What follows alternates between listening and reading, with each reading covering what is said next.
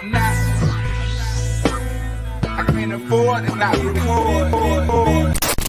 Welcome to the BYOK Live, where we discuss the trending stories, strangest dilemmas, and real life topics. Okay now, lovelies, let's get into some things. Hello. It is Be Your Own Kind. No, it's Renita from Be Your Own Kind. And I am here for another live show. So I've decided, this is what I've decided, that I'll go Monday, Tuesday, and Wednesday, be live Monday, Tuesday, and Wednesday, if my schedule permits. And so far it does this week. So I thought that would be exciting because Thursdays I usually publish my what is it called? Oh, publish the mini-so, and then I have interviews when I do have interviews on Friday. So that is my schedule. I have a schedule. Whoopee! Enough about me. How are you today? It is Monday, September 12th, 2022. I don't know about you, but Mondays go by so fast for me. Like, I looked up and it was 8 o'clock and then it was 1 p.m. So I'm like, oh God, where did the workday go or whatever? So anyway, I have these bangs, but they're all in my face. But anyway, so I'm super excited to be live and just connect or whatever. So let's get started. This is called the BYOK 2 cents, but I forgot all about that opening, so I'm like, oh, I like that better. But just in the spirit of 2 cents, I'll go ahead and play the 2 cents song.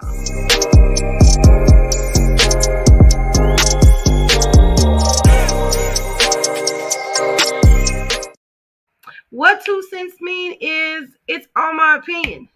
I'm going off of what I'm reading, and then I'm just giving an opinion of it. That's basically what it is. Also, if you are watching this video, please be sure to follow me, subscribe wherever you're at. I would love that.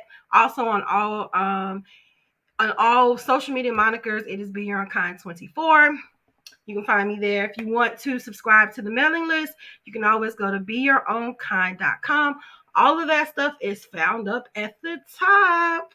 All right, so let's get started let's get started for the show.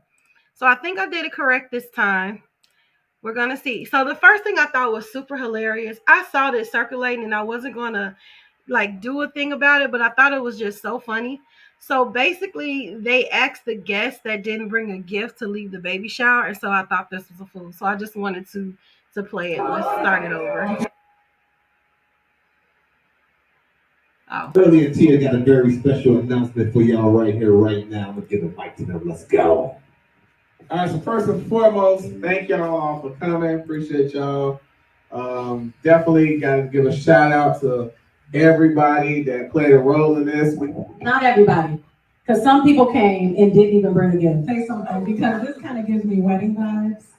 At my wedding, a lot of people came, but they didn't bring a gift. So if you came to the baby shower and you didn't bring a gift, you can leave. She didn't mean that. No, I meant it. I meant it, Pam. It's the baby hormone. It ain't no hormone. She didn't mean that. I meant that. I meant exactly what I said. So if you didn't bring a gift, you can get up and go. I said what I said. Did you just play too much with the ball? Yeah, I did. That's what I'm saying. Look at her face. Like, seriously? She must be one of the people that never bring a gift. Because why did they zoom in on her? This is a whole fool. I said what I said. Yeah, I did. That's that. Okay. The dad like, Yeah, man, y'all heard what she said, man. You ain't got a gift, go ahead and head to the nearest exit.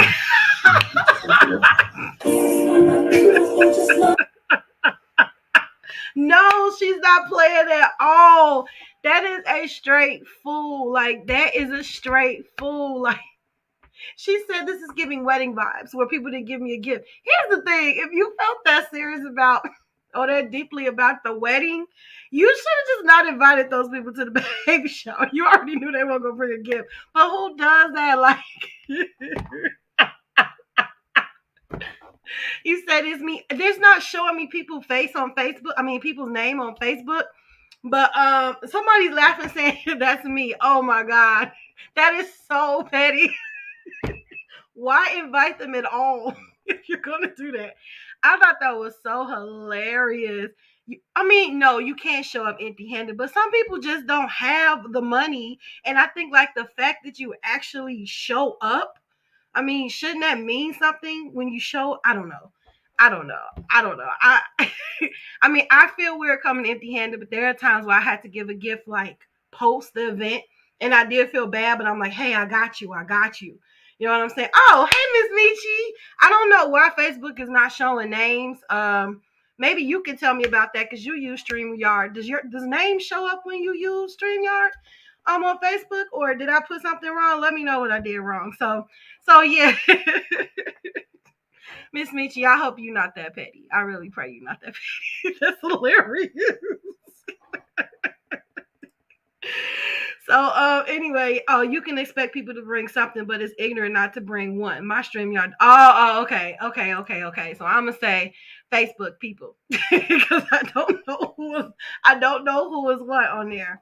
So the next thing is this. I thought that this was a good meme. I like to have some little quotes in there. Where this is Eros. He's the Prince of Poetry. Hopefully I'll have him as a guest on the platform, so I'm excited about that. But I like this thing that he posted where it says, "My mother used to tell me, if they can love you at your worst, then they'll really love you at your best. That's always stopped me from putting faith in people who only try to get close after meeting me at my highest moments. Love me in the low." I don't really think as much to follow with that because I think that's pretty self-explanatory. Like those friends that have been there with you when you were at your lowest, when you were just crying them crazy tears, or you couldn't, and you were just able to be yourself and just say how you felt. Those are the people that you should keep in your circle. Those people that you could be vulnerable with, and they're not going to judge you, even if y'all have disagreements from time to time. You can always bounce back, and they don't throw it back in your face. That's my point. When you guys like fall out and then they throw back, well, girl, remember when you told me? Or they're not spreading your business and gossiping when you at your lowest. They're encouraging you and actually taking up for you from everybody else that's trying to gossip from you. Like, I feel like that is a true friendship. Like, hold me down in my lowest. Yes. Or lift me up when I'm in my lowest. So I thought that was really really insightful, because those are when you are having your lowest points is when you do find, who needs friends like those. Who needs friends like those, like the people people that don't be there with you in your lowest, right? Who needs them? Yes, you got to have a strong circle. I say sometimes you as strong as the people that's around you. Iron sharpens iron. So make sure whoever you're around, they love you for you and not for what you have. And some people just stick around people for potential, right? They see the potential in you probably more than you do, and they just want to stick around just in case you make it. Those are not people. You got to watch out. It's so many different people, and that could be a whole show within itself. But yeah, so I thought that this was really insightful, and so I just wanted to share that. Riding the wave. Oh, I haven't did this so long. Riding the wave and friendship comes with the territory of that relation. Exactly. Because here's the thing. When you have relationships, you're going to have high and lows. You're not going to agree on everything. Why? You're two different people that was raised basically in a different way, reared up in a different way. You have different viewpoints. And I feel like that's what makes a relationship kind of interesting, right? Because you learn off of each other, which is where that iron sharpens iron. What we're going to do is agree to disagree on some things, and that's fine. That's fine, but I think that's just an interesting relationship. Even in a loving, like a romantic relationship, you got to be sharpening me some type of way. I need to learn something from you. So I just feel like relationships are up and down. It's some people you never have arguments with, but there are some people you close to that you always falling out with. But it's about the love and the intent behind that person in that relationship. Who you throwing shade at? The girls want to know. I'm not throwing shade at anybody. And I have no idea who this is. This is what this is what popped up. I actually did this lineup last night. So this is just what was on my lineup. But I'm not throwing this on anybody. I mean, with all of my friends, to be transparent, we've had our ups and downs. We have. But at the end of the day, they're my sisters. It's a sisterhood at the end of the day. I have friends that I have known. I think my longest friend I've known since I was, we were in seventh grade. 7th grade. So how old are you in 7th grade? So I want to say like 12, 13. I have known her since I was 12, 13 years old. And that is my G. Then I have people that I met like in college. That's 20 plus years. Those are my G's. Then I have people that I've met like Michi 3, 4, 3. Has it been 3 years? I think 3 years. Then I meet people I've known for a couple of months. So and with all of that, it's still waves, and it don't even have to be. Sometimes waves aren't even an argument. Rather, it could just be distance, life. But I can always call people and we can pick up from where we left off of. It doesn't even matter how far in between we talk. And that's what I define as a sisterhood. So it's not personal. It's just a me.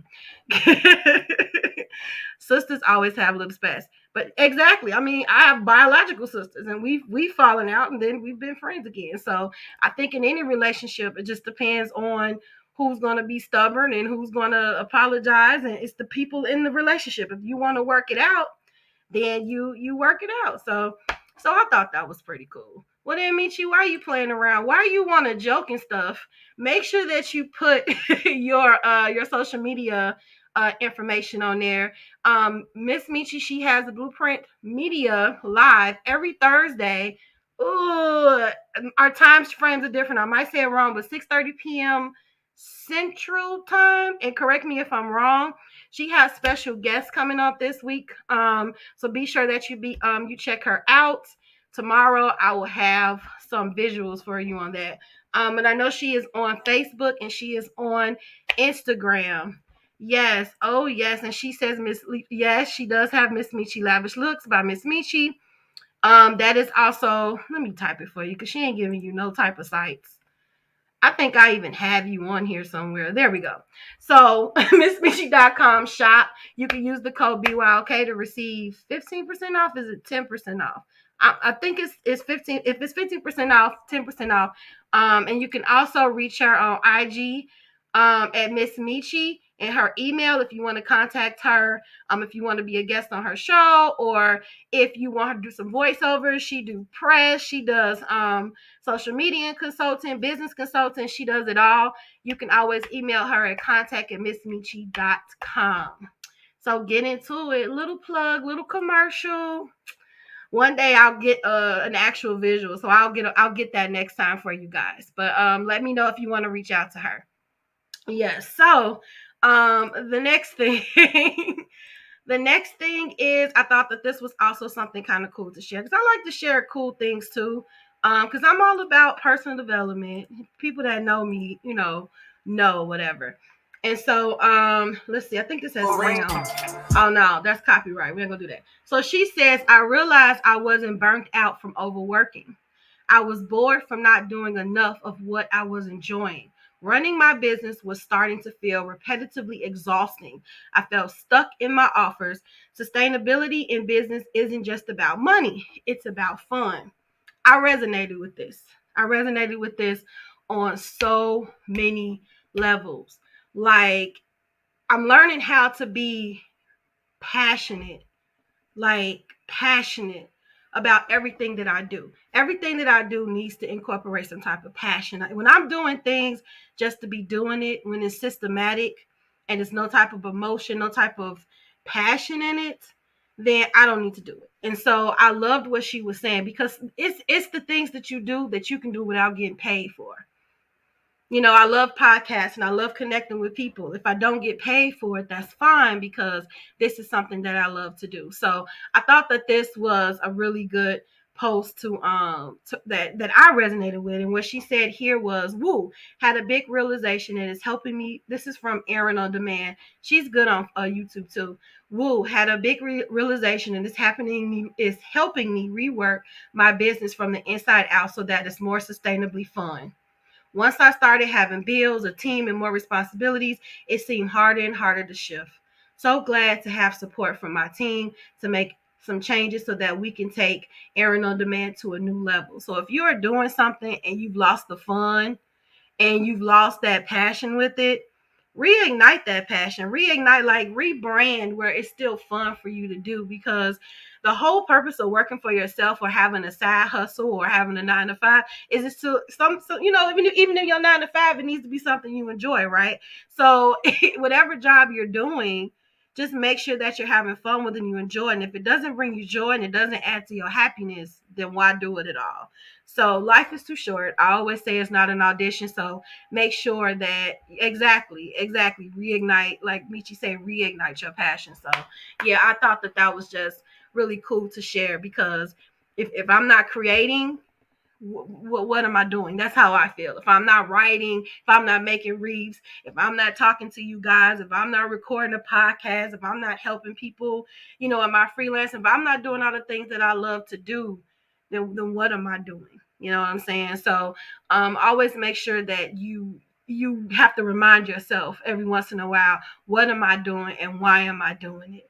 And entrepreneurship, it does comes with its highs and lows, but that passion needs to remain for me to continue to do it. And I feel like that's just not a me thing. I think that's a lot of people thing. So I thought that I just wanted to share that right quick. So yeah. So before we get into another thing, let's just do a quick commercial. Be right back. If you've been wondering how you can help the BYOK platform, you want to know more, here are 3 ways that you can support my platform. Number 1, share. This is the best option because it's free. All you have to do is press the button, share here, share there. And if you want to take it a step further, subscribe to our YouTube channel. Thanks in advance. The second thing is we have Ko-fi, which is a platform where you can donate your matcha tea. $3 at the least. Any money that you have given into the platform, we thank you and we appreciate it. No amount is too small, and of course, no amount is too big. And then the third thing, subscribe to our mailing list. Another free thing. Also, all of the content that is in the newsletter will not always be posted on social media. As always, thank you for your support, and as always, be sure to be kind to yourself and yourself. Okay, we're back. So yes, once again, please follow me, please like me, please subscribe to me, wherever you're at. Just add me, please. It's free to share. Also, if you want to tip a matcha tea, you can always go to this link right here, kofi.com/BYOK24, which should be in my notes, but I didn't add it. I'll add it at the end. But if you always want to donate, I think it's like $3 to tip a matcha tea. But once again, if you just share and like, that's free. So if you like what you hear, we're always accepting donations.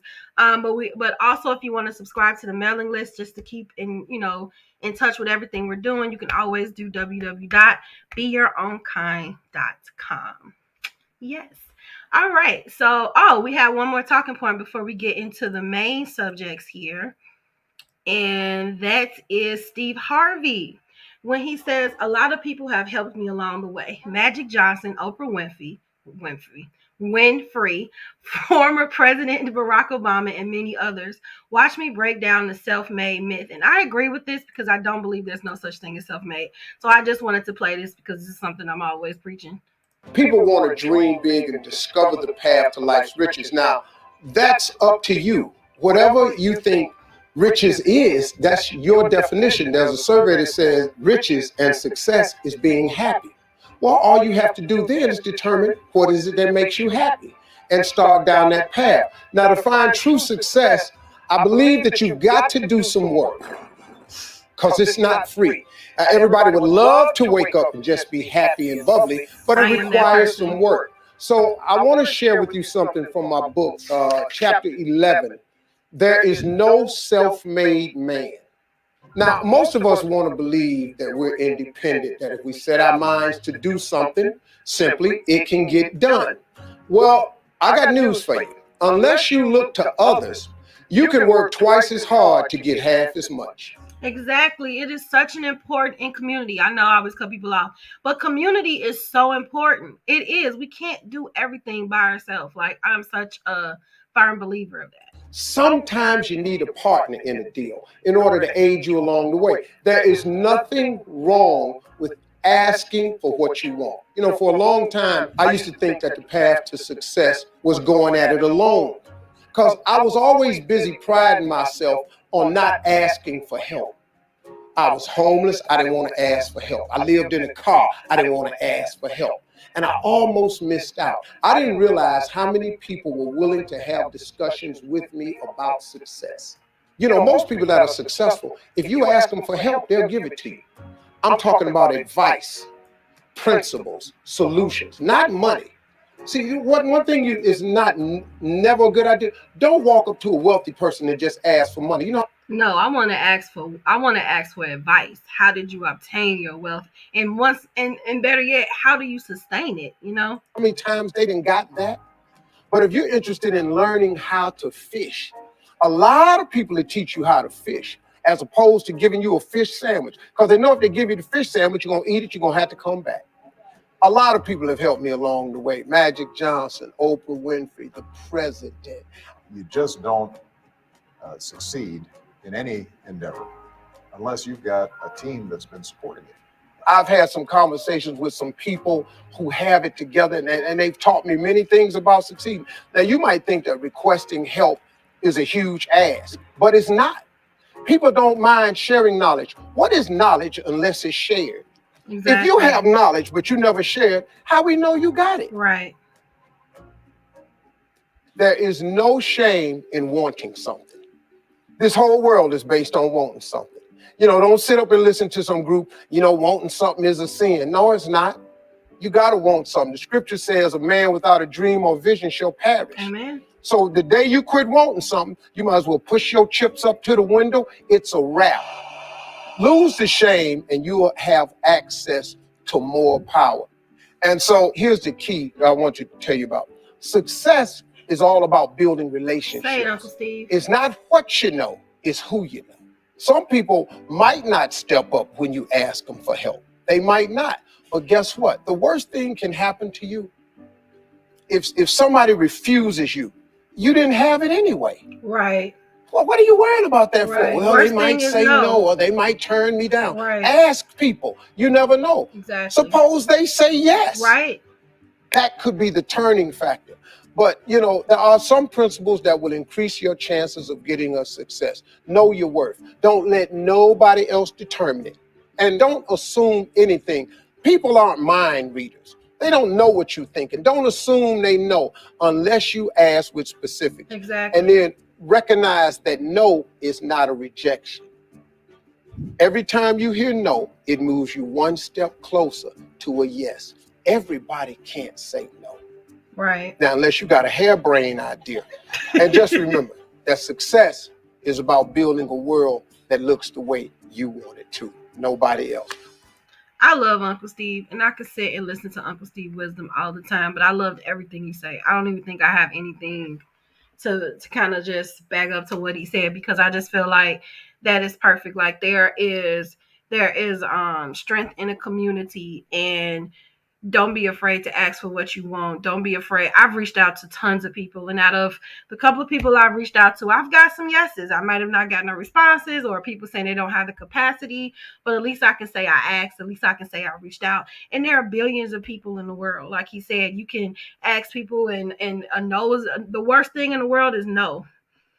In that scenario, so it's like the world didn't blow up. I could still move on whether the person say no, but at least I reached out and asked. So, because you never know what opportunity you can land in just because you asked and reached out. So, I thought that was very intelligently put, and it was Uncle Steve. So, speaking of opportunity, hi Jeffrey Owens. Speaking of opportunity, I do have a sponsorship with BetterHelp. I'm going to play that commercial, and then we're going to get into the Queen, and we're going to get into Ray J having all the energy and all the text messages. I'll be right back. This episode is sponsored by BetterHelp. People often think anxiety looks one way, but it has many faces and many emotions that sometimes can be overwhelming and daunting. I know about this feeling all too well, because at a point I felt powerless to my emotions, almost to the point of drowning in them. So I decided to seek out a therapist to later learn that I have generalized anxiety disorder. If you have been experiencing the same feeling, please know that BetterHelp is here to help. BetterHelp offers licensed therapists who are trained to listen and help you. You have the option of talking with a therapist in a private, online environment at your convenience. There is a broad range of expertise in BetterHelp's 20,000 plus therapist network that gives you access to help that may not be available in under 48 hours. All you have to do is fill out a questionnaire to help assess your specific needs, and then you get matched with a therapist in under 48 hours. Then you will schedule secure video and phone sessions. Plus, you get to exchange unlimited messages, and everything you share is completely confidential. Thanks to therapy, I learned the tools that I needed to conquer my anxiety and over-obsessive thinking. I did it afraid, and I took that leap to talk with someone, to later learn that it was going to be okay and that I was going to be okay. Please know that you can request a new therapist at no additional charge anytime. Join the 3 million plus people who have taken charge of their mental health with an experienced BetterHelp therapist. And better yet, get 10% off your first month at betterhelp.com/BYOK. That's betterhelp.com/BYOK, because you deserve it. Yes, so if anyone knows that the fall and the winter season are the highest percentages of seasonal affective disorder, and this is the time greatly for you to have someone to speak to. So if you're seeking for some counseling, a therapist, you can text them. You can set up like virtual calls, however you want to do it. I do implore people to find someone to talk to, and BetterHelp is pretty accessible. You'll get 10% off your first month with them if you use this link right here, betterhelp.com/BYOK. Yes. Therapy is very important. I have a therapist, and it has helped me greatly, very greatly. So let me start this. Black Twitter and Irish Twitter, which I didn't even know existed until this weekend, have been acting a fool. They have just been acting a fool. So as everyone knows, our queen has passed away. And it's sad for some, but not for the other half. Like, Black Twitter and Irish Twitter have been like on fire this past weekend. And although I am just not about like memorializing and celebrating someone's death, and I'm just like, man, you guys are harsh. However, they are not happy with the things that happened under her regime. And I was just wondering, like, I'm looking at all of these, these memes, and I'm just like, well, what happened?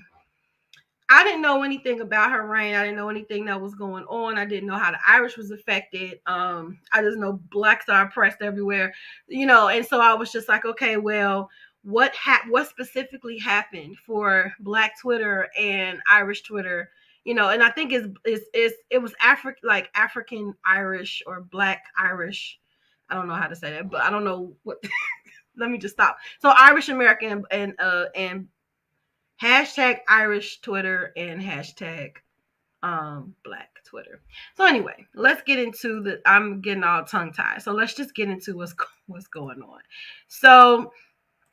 So here, right here, I'm looking at this tweet, Mind of My Own Business, and it says, he said exactly what most of us was thinking. The coverage of the Queen death, thank God for Black Twitter and Irish Twitter. So here's what this guy had to say. You played a clip of her speaking in Cape Town in 1947 in South Africa. That's the year apartheid took effect in South Africa. That was something British colonialism ushered in. British colonialism, which she presided over for all these years, had a terrible effect on much of the world. It's something that people revolt from. And I have to say, to your earlier question, why are American news networks dedicating all of this time to Queen Elizabeth's funeral? I think it's a good question. I mean, I think it's something, there's a weakness in the American character that still yearns for that era of hereditary privilege, which is the very thing that we escaped from. You played a clip of her speaking in... Exactly. And I don't know how big of an escape that is being, because we have laws that is still taking us back to the 1800s. And so he makes a good point. There were a lot of unfavorable things that affected a lot of cultures that she she played her hand in, or her regime played their hand in. And so that was one of the things. And so the next thing that I came across, Twitter was all about it. So that's where I mainly was. And it was saying people being surprised about hashtag Irish Twitter and hashtag Black Twitter finding common ground over the Queen reminds me of what a member of the IRA said about being honored by New York City. Can't be any hope for the global eft of the world, of the earth, without unwavering solidarity with Black power. Those who was supposed to be my people, the Irish Americans who knew about English misrule and the famine and supported the civil rights movement at home. And I knew that partition and England were the cause of the problem. They said exactly the same things about Blacks that the loyalists said about us at home. My people, the people who knew about oppression, discrimination, prejudice, poverty, and the frustration and despair that they produced, were not Irish Americans. They were Black, Puerto Rican, and Chicanos. In New York, I was given the key to the city by the mayor, an honor not to be sneezed at. I gave it to the Black Panthers. So they're saying like this is that same thing. Like, we're just we're just gonna ignore all of this and act like everything is okay and like these things are not happening. And I think that is where the energy and the uproar and the enrage is happening through Twitter. And although people are making jokes, about it, and like, oh, you're not supposed to which I don't play with the dead. Like I feel like there should be a certain level of respect for the dead. However, history can't be erased. And just like what I said about Kevin Samuels, like, you don't have to like what he did and say, and it doesn't erase anything that he said and did. However, it doesn't mean that like he didn't affect people. And I think that's the same in the same realm of the Queen. And so I wanted to get more into it. I've never really been a history person, so some of this stuff goes over my head, but thank God for like Google and stuff. So I was able to actually read a little bit. Now, I'm not going to read the whole article, but I just wanted to get into like why everybody is just highly upset. So they say why Queen's death prompted Irish Twitter to discuss the potato famine. I just needed some context, like I really did. And she was 96. Ireland remained under British rule for 800 years in history that is marked by brutality and violent uprisings and the potato famine. The potato famine was a major event in modern Irish history. In Ireland, it is known officially as the Great Famine, or in Gortamore, the Great Hunger. So it lasted from 1845 to 1849, and the famine was caused by a potato blight that saw crops fail all over the country, which relied on the potato crops as their primary food source. And we know that potatoes is a big thing in our Irish culture. I didn't know that. The Queen's death sparked a discussion on Irish Twitter about the famine as part of a larger conversation about colonialism and imperialism and the late Queen's role in it. Lots of Americans confused about Irish Twitter because an Anglo-centric education taught us Ireland suffered a famine when it was really a British-led genocide. So they says lots of Americans confused about Irish Twitter because, oh, that's what I just said. Another Twitter user added, I'm not emotional about the Queen one way or the other, but I'm shocked by how many people think the potato famine was due to crop failure and don't know the English exported food from Ireland to England during that time, enough food to feed all the Irish who died. So it was a genocide essentially. Although the famine is a very well-known part of Irish history, many Irish people believe it is misleading to call it a famine at all. And today, many are scrutinizing Britain's role in the crisis, which saw the death of roughly 1 million Irish people from starvation and related causes, and the immigration of approximately another 1 million people. Ireland's population has still not recovered from the potato famine.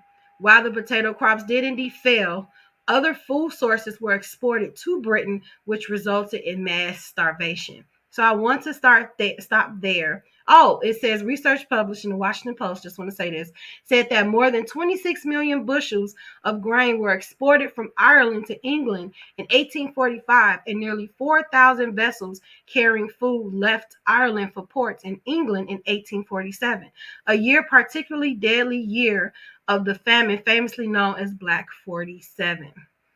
So they're saying food like peas, beans, rabbits, fish, and honey continued to be exported from Ireland in 1947. So it just caused a great death.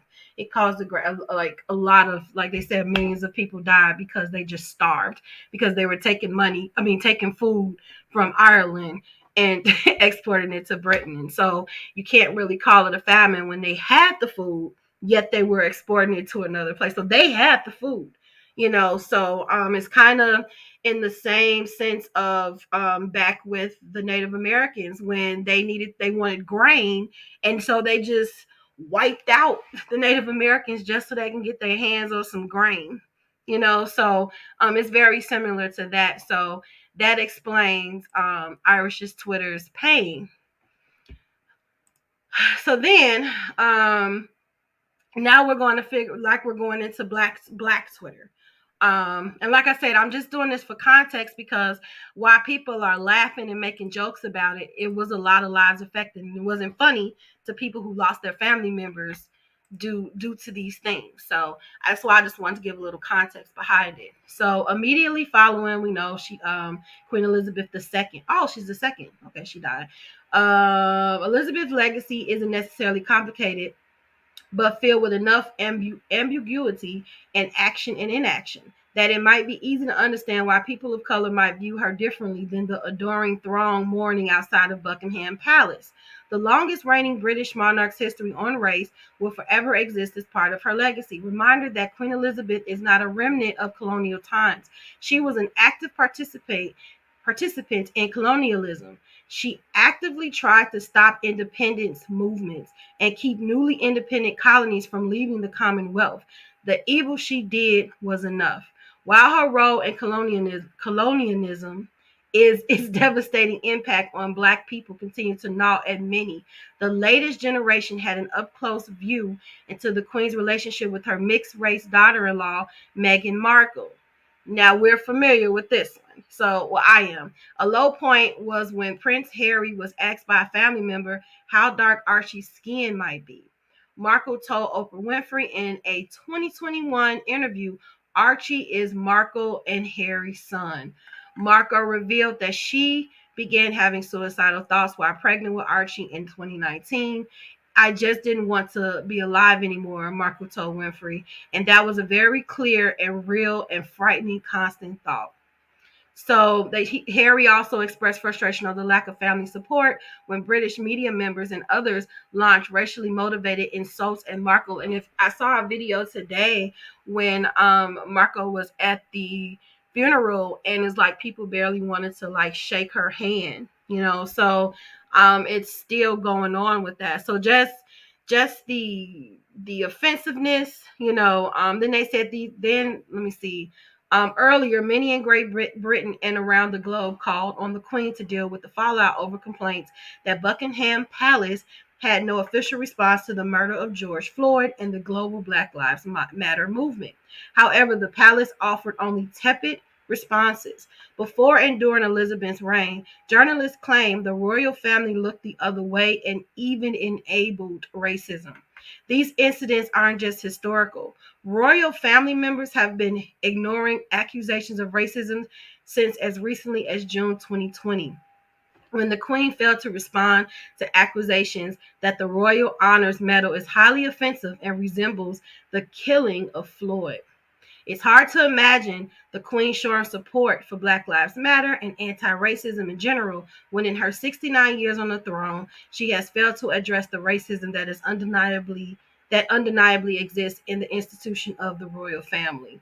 So there's just a long list of discrimination, a long list of racism within her regime, within her reign, and things that were ignored.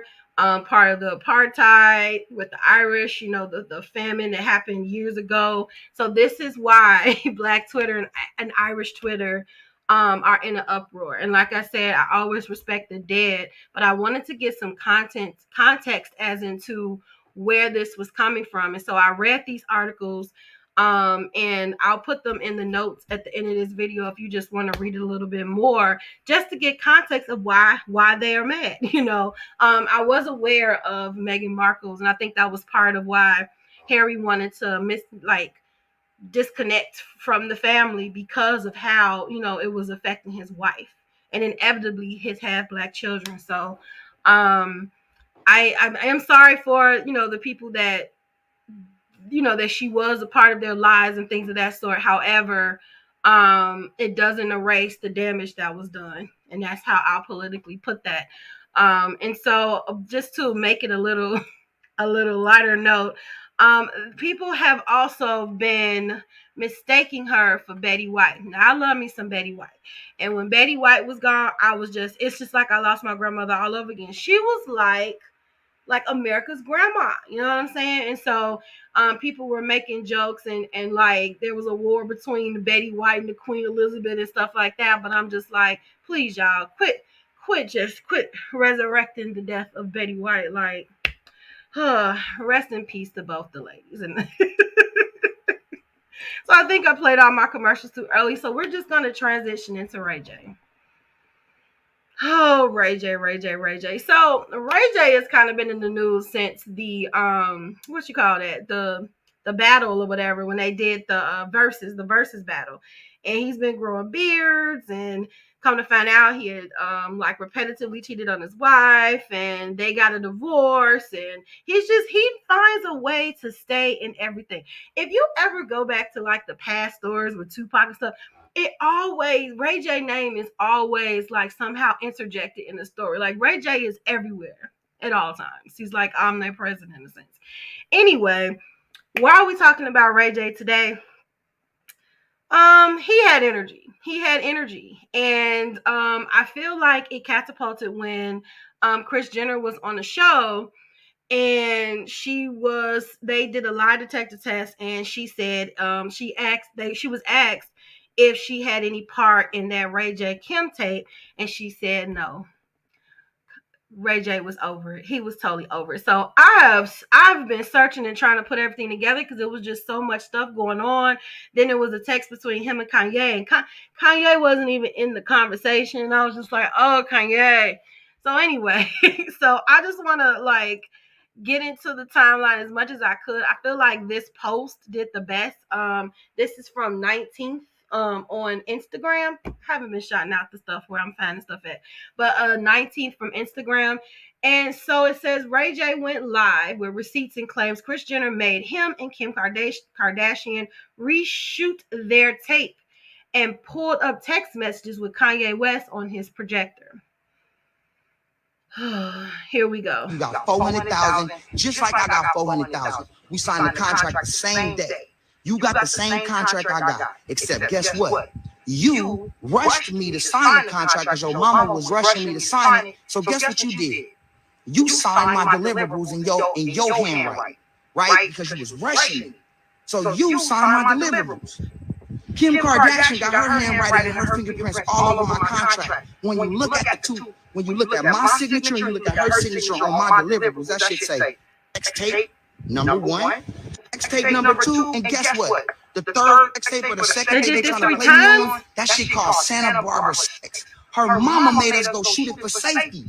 She watched the mother and said, hey, we're gonna go with the first one because the first one is better. It gives my daughter a better look than the second one that I made y'all go do. But you watched it and made a decision, and then you get on whatever show you was on and take a lie detector test with a fraud. You got 400,000, just like. Okay, so I'm always for the comments. So some comments are saying, okay, Ray, why you still got them texts? Let it go. The reason why he's not letting it go is because it ruins some of his business opportunities. Because he, as he said in part of that live, was he, was about to sign deals, and they were like, no, we can't work with you because you were a part of that tape, and we don't like how that transpired, and blah, blah, blah, blah. So he feel like he lost money in this, even though he gained money. It feels like Kim got the better end of the stick, and he had energy. So let's keep going. So Ray J was pulling up text messages. Was he talking here? Well, whatever he needs help with as a father.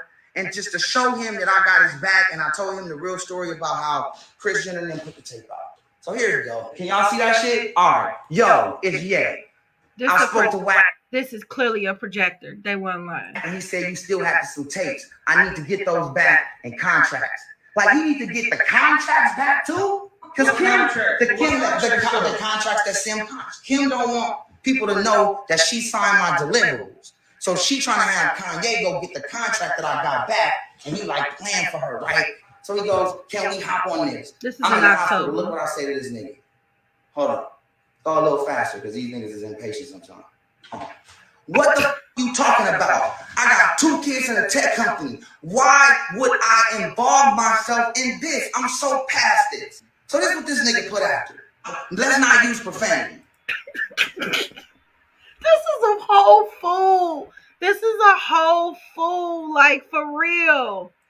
Yes, it was time. I'm not gonna lie. It was time because they have made him look so bad. Like he did this for clout and this and that. But I just thought it was just unbelievable that a mom would do this. My cousin told me. There's a video we did back with cousin chat, and my cousin tried to tell me. Anyway, here we go.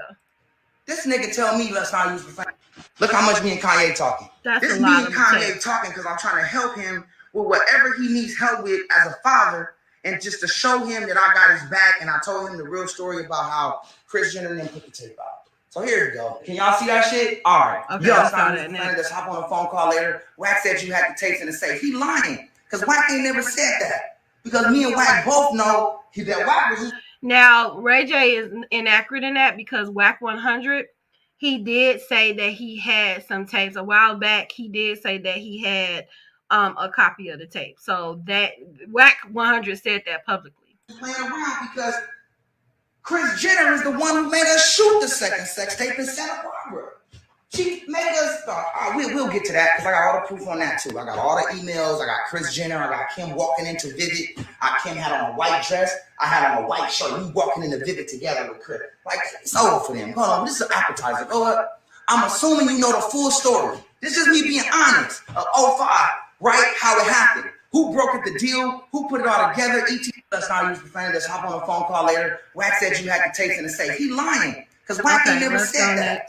Can you not focus on your phone and just focus on this, please? Like we live, nigga. Ray J is a whole mood. For real? Like fuck your phone. I'm in the hospital right now. I got pneumonia, so I'm stuck here by myself. Keep going up. Terrible on the prompter. Terrible on the prompter. Kid B, my nigga. He too rich. He over here doing a favor for me. Terrible on the prompter, my nigga. Faster, faster, faster, faster.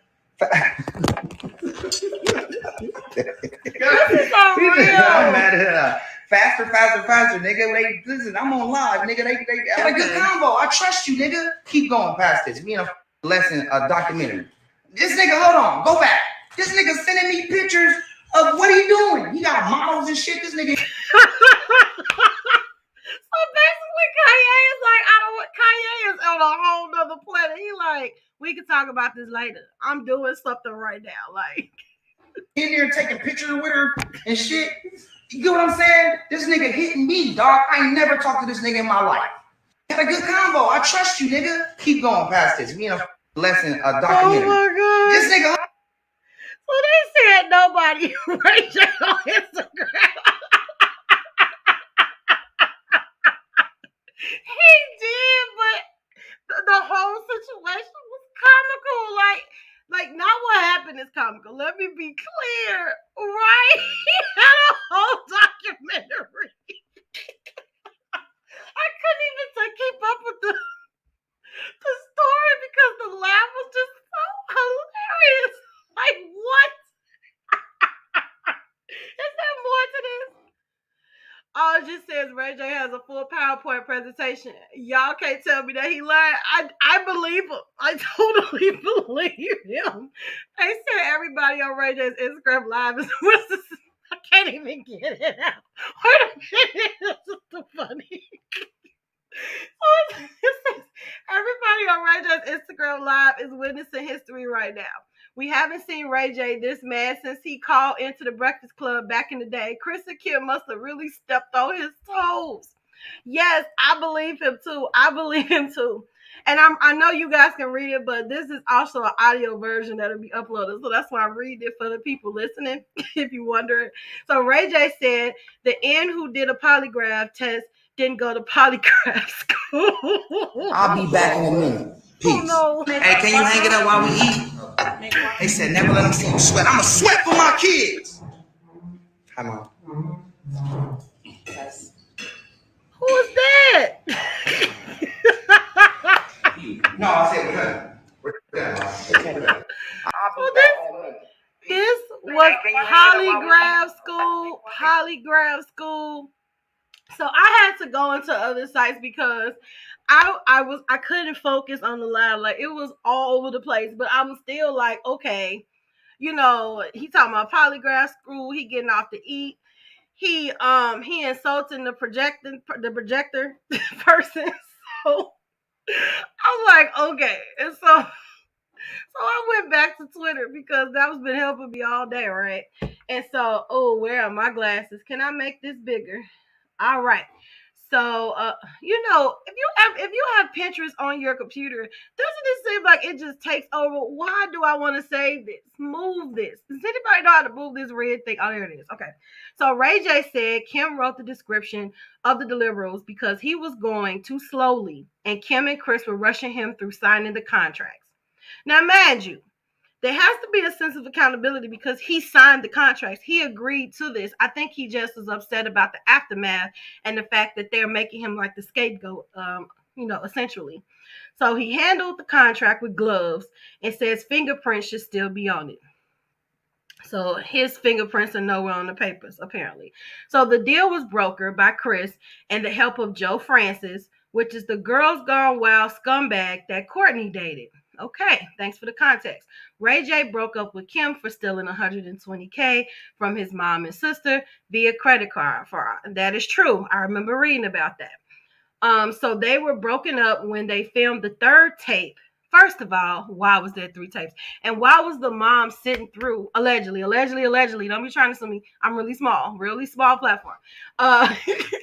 Why would she allegedly sit through 3 tapes like that? And so at Kris and Vivid's request. So Kris watched all the tapes and decided to go with the original ones because the Santa Barbara tape was too raunchy. Okay.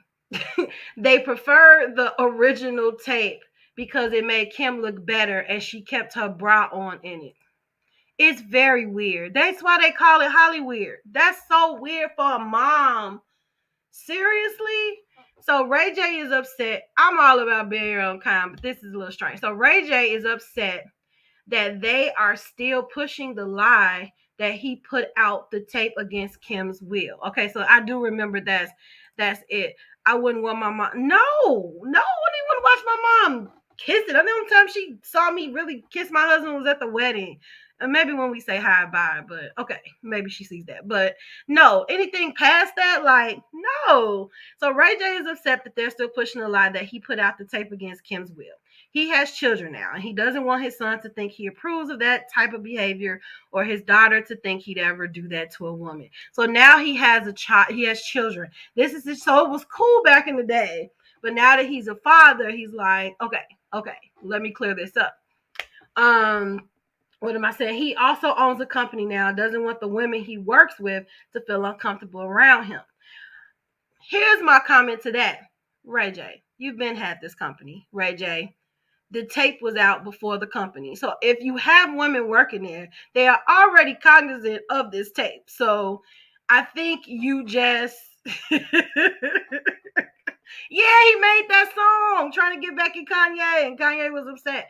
So my whole thing is, I get you're upset, but the excuse of you have a company now, you had that company when this tape came out. So the fact that you have this company and you're a millionaire and stuff like that, this tape did not affect that, but it did affect some opportunities. He did say that in one of the lives. So last year, Ray J's ex-manager, WAC 100, made some comments about leaking the Santa Barbara tape. He did. I remember that. It was a lie. He didn't have the tape, and Ray J had no knowledge WAC had said it. Okay, because WAC did say this. So still, he gave Kanye his copies of the tapes and his text messages with Kim. So he gave Kanye all of it. Right. That's what I'm saying. He was bragging about it. And so it says he believed the story about the Roblox ad and wanted to put Kim's mind at ease. He only asked that they clear his name as he had nothing to do with it. He was not told that it would be used as a plot on her TV show. So there's a TV show. I don't even know how good it's doing. But there is a TV show with the Kardashians on, it's Hulu, I think, and I don't really know how good it's going because they went from E to Hulu. I never watched the Keeping Up with the Kardashians, and I never watched this, so I think they were just looking for, a script. Even, with Kanye and her arguing back and forth, I feel like that was probably part of the show as well, because it'll be random where they're okay, and then it'll be spurts where, they're not okay, and it's always around, always around the show or whatever. So I really wanted to see these text messages because Ray J was going too fast, and I couldn't take him seriously. So this is the show. I would play it, but I'm not, because what YouTube is not going to do is take my whole live off. They did that last time I did that. So I didn't get a chance to like audio it. And so, but he was on the Late show with, who is this guy? I don't know. But the Late Lie Detector show. And I remember I saw an excerpt of this, and she said that Kylie was her favorite daughter, probably because she's a millionaire and blah, blah, blah, blah, blah. So let's get into the text. He said that Kris Jenner was the mastermind. We heard all of that. I just want to get to the text. Where is the text? So it says, yo, it's Ye. Let me see. Okay, it's all here. Yo, it's Ye. I spoke to WAC, and he said you still have some tapes. I need to get those back and the contracts and give them to my wife. Call me, can we hop on to facilitate this? Now, he said he's never talked to Kanye a day in his life, but it's Kanye West. He's a billionaire. You probably get everybody's number. So WAC said you had tapes. So this is Ray J saying, I'm assuming you know the full story from 05, right? How it happened, who brokered the deal, who put it all together, etc., etc. You have the full picture, right? You have to know that to understand all of what I'm going to break down to you out of respect for the man you being behind. Kanye shows him what he's doing. He says, I'm just at this fitting for 2 more hours. Can we build tomorrow? So he's saying, I'm busy right now, so I really can't get into it. So that's why Kanye sent those pictures. This is making more sense. And so this is blurry, but it's saying, you know what we did. You're also, now he's reaching out to Kim Kardashian. They say then Ray J revealed his DMs with Kim during the first time when the sex tape was a storyline in the new Hulu series in April 2021. In a separate 48-minute long video, he shows the 48 minutes. Okay. You know what we did. Your mom controlled this whole sex tape deal with Joe Francis and Steve Hirsch. It was her idea to put out the tape with Vivid. All I did was agree. Now you want to make it seem like I'm doing it again without your control. All the fake tears, your fans don't know what he's saying. You to be honest, sincere, but it's all fake. Why is his finger there? Cameras. I was, doing my part until you started doing all of this. Why are you trying to ruin me when you know that I was just a player in this? You have to stop believing your own lies. I have to let the world know the real because you've taken it too far. Now, a number. Somebody needs to explain the play you are doing to me ASAP, or I will have no choice but to protect my brand and my family and expose the real. It's the caps for me. So you yelled this whole message. I'm sorry. So then Kim responded, explaining the situation and how the following episodes depict the now infamous moment where Kanye returns the computer with the alleged remaining tape. Hi, she says. Sorry, I'm only, and see how she's not talking to caps? Hi, sorry, I'm only seeing your above DMs now. I am happy to hear that you're doing well and congrats on your beautiful family. In regards to your last message, did you actually watch the episode? Because I didn't say a single bad thing about you. The show filmed in real time the day in hell that I had with my lawyers when your manager threatened to release another tape that doesn't exist. And my son, who was 5 years old at the time, seeing an ad with my cry face emoji that said Kim's new sex tape as clickbait in Roblox. It was upsetting to have to deal with, and I am sure you can understand how that feels. So she did not accept any, she did not admit anything. Her PR team probably wrote this too. Like, she didn't admit anything. She's like, we didn't say anything about you. I'm talking about how this affected me as much as it affected you. Kim like, nope, you're not finna trip me up. So after Ray J then sent multiple messages and Kim said she spoke with her team and would make a statement that clarified Ray J had no plan to release any of their additional footage 20 years later. Thank you for reaching out. And my hope is that after next week, when everyone sees that the computer was given back to Kanye, that this story will be dead and done with. Just spoke to my team. We will get something out tomorrow morning to clarify that this was a joke and that you would never have done something like this. Hope this helps, and I'm sorry to hear how this affected you. It wasn't my intention. So she's only speaking of that right there. So nobody is addressing the past. So she didn't admit to what happened. So Kim says she wanted no drama with Ray J and to move on from the tape. Ray J told viewers she's still being villainized on the show. He's still being villainized on the show. So because you grew up and have a family and people change their minds, let me call the team one sec. I just wanted to be clear with you if you wanted it out there that we spoke. I don't want to create any drama at home, but the story that we will work together to speak to Vivid to get it pulled off the air is a bigger story and show unity and that there's no more bad blood or drama. So she's still playing into the fact of the narrative that he released the video. She's still playing to that narrative. There's no more bad blood. But if you guys allegedly signed a contract and did 3 takes of the tape, there was never no bad blood. It sounds like it was an agreement, right? It was a collaboration, right? So the fact that she's using language like that is still falling into the narrative of the original reason why the video was released. Just my opinion. So it says it looks like the two actually left off on good terms. This is the last DM we saw in the video. I guess it was Kris' recent lie detector segment that triggered Ray J to share all these messages and information. So he said, I will talk to the team now, but best bet for everyone to forget is just be positive and only do dope S. She says, I don't know. I've never spoke to you on the phone or seen you in person in over 12 to 15 years. I'm having this convo with you now, but I haven't been able to look you in the eye and really lock in like it's supposed to be. I appreciate you for at least trying to make it better after it got way worse. Can we speak again tomorrow after the episode comes out and figure out the right plan for both of us moving forward? He says, absolutely. It's better that it just goes away. That's fine too. Trust me, it will all go away. So she's still saying that, I don't know, like if you're reading in between her line, right. So I'm having this comment with you now, but I haven't been able to look you in the eye and really lock in what it's supposed to be. So that can go either way. I'm trying to read it between the lines because Kim's responses are so tight and so on point till it makes Ray J look crazy at this point. Because she's not even mentioning her mom. She's not even, entertaining any of that. You know what I'm saying?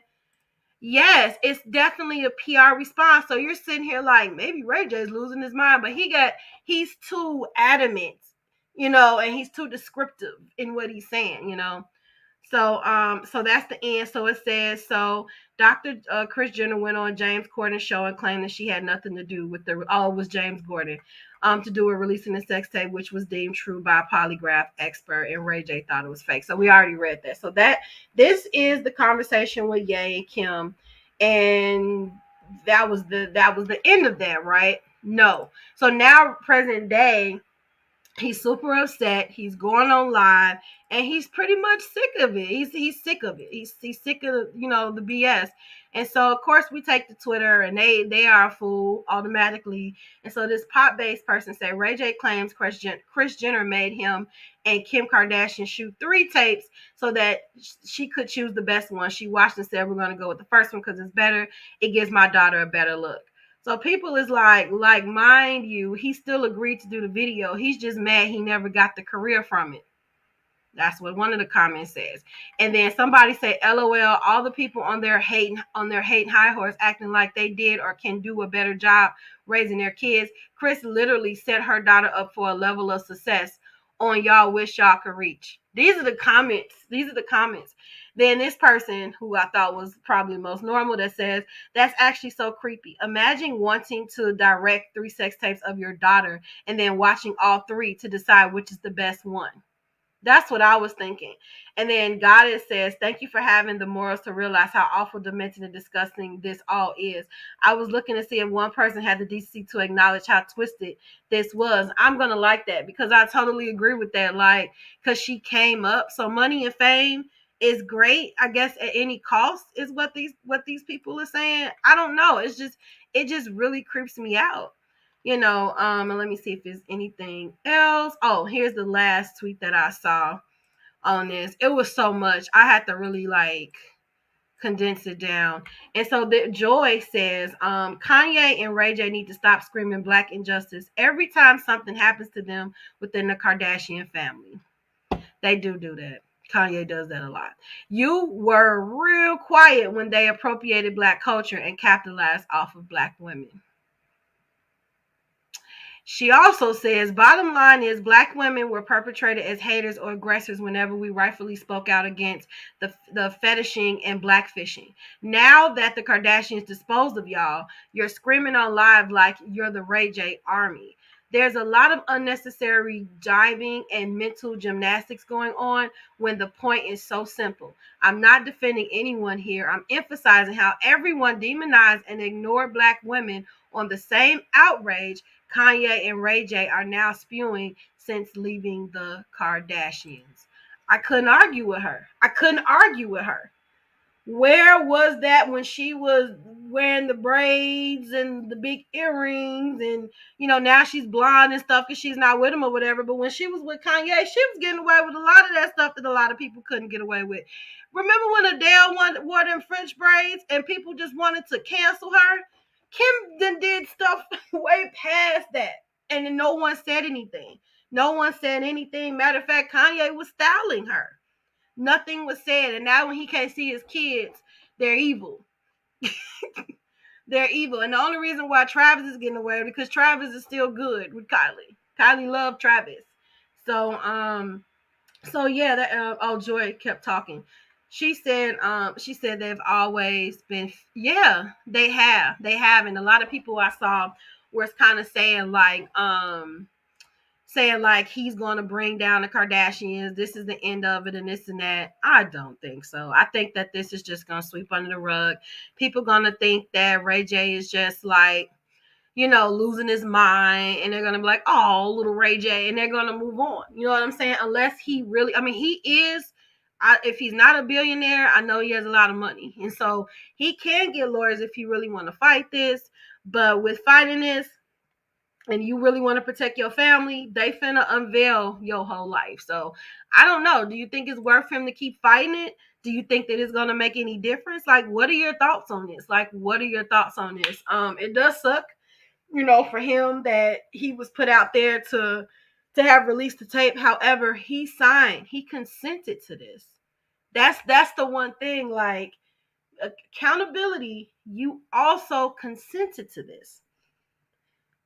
And now that you have a family, you want to say, hey, I didn't have any, I don't want to be seen as this and that. But now you're just saying, hey, this was purposeful. We did this 3 times and her mama was watching us. I don't know. Kind of paints a worse picture to me. It's not the end. They'll say he's acting up again. They won't pay him any mind. No, just like nobody's paying Kanye West any mind. Kanye has been ranting and Ray, I'm just not going to keep doing a show about it, but he's been ranting and stuff about it. And I love me some Kanye, but it's like they're being true to who they are. And at this point, they're too strong to break down. And it looks like Kris will go through heights to make sure that her family was taken care of. She's the momager or the pimp. I don't know, however you want to look at it, but she's going to make sure that, allegedly, Kris, so yeah, what are your thoughts? That's pretty much all I have. Kanye is exhausting. We just want more music. Well, here's the thing. Even when we get music, it's like some type of controversy. You know what I'm saying? Like with the Donda, it was so much Donda controversy. Then Donda 2, we couldn't even listen to it. He put it on a whole nother player. And then it was just so much controversy. Then he made that little peak animation where he was burying him and stuff like that. Kanye. I still hold to Kanye. You know what? He's from Chicago. He's a Gemini. I resonate with him. He was raised down the street from my house. So I'm just like, I love you, Kanye. I love you. But then there's just some things that just make so hard to defend till people be looking at me like, really, Renita? So I support him sometimes silently, but I pray for him. Because he is under a lot of pressure, and the Kardashians was his family. So it's hard for him to let it go because he don't want to let that go. I don't know if they're ever going to get back together. I don't know. But now we're talking about Kanye. So I just kind of feel like I don't know. Ray J is gonna look like he's a rant and raver, just like Kanye at this point. Even though it's really believable, because that's not the first time that I've heard something like that. So it's pretty believable. But anyway, anyway, for closing remarks, fame isn't everything, not at any cost, but that's easy for me to say because I'm not a billionaire. But yeah.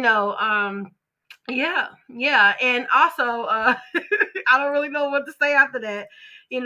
They drive those men insane. Well, I mean, it's conspiracies that it's all type of stuff going on. I mean, witchcraft. I mean, we heard Nicki Minaj said that a rapper tried to do witchcraft on her too, and I'm just like, wow, maybe that's going on in the industry. I don't know. I really don't know. But they're saying that those guys are under a spell and blah blah blah blah. I don't know. In my opinion, I just feel like Kanye really loved Kim.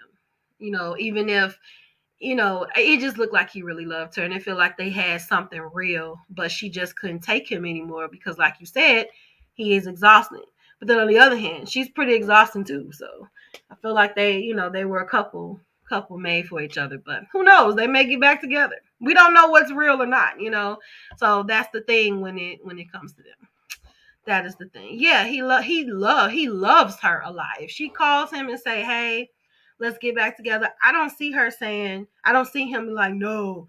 He'll be the happiest man on earth because he wants his family. He wasn't raised with his dad, so he wants to be in the household with his kids. It's very important to him. Now he's opening up a school and he got a church and he wants his kids to go to his school. Then people are like, well, what's the curriculum, Kanye?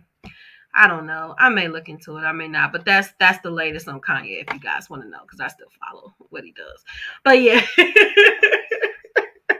So thank you all for watching, because I can go forever about Kanye. Thank you guys for watching tonight's live. And if you have any topics that you want me to discuss, I said I'm if my schedule permits, Monday, Tuesday, and Wednesday, we could just talk about what's going on. And even if it's nothing like juicy to talk about, I guess we can still talk, because it's always something to talk about, whether positive. I'm just down to talk about whatever. So if you have any topics, just be sure to put it in the comments, or you can send it to me in the chat on BeYourOwnKind.com, or in the DM on any of my social medias, which is BeYourOwnKind24. If you are on YouTube, be sure to subscribe. If you're on Twitch, follow. If you're on Facebook, like. And you could have been anywhere in the world tonight, but you had planned to be here with me, and I appreciate you all. And until next time, please don't forget to be your own kind and be careful out there. It's crazy out there. So good night, everybody. Bye.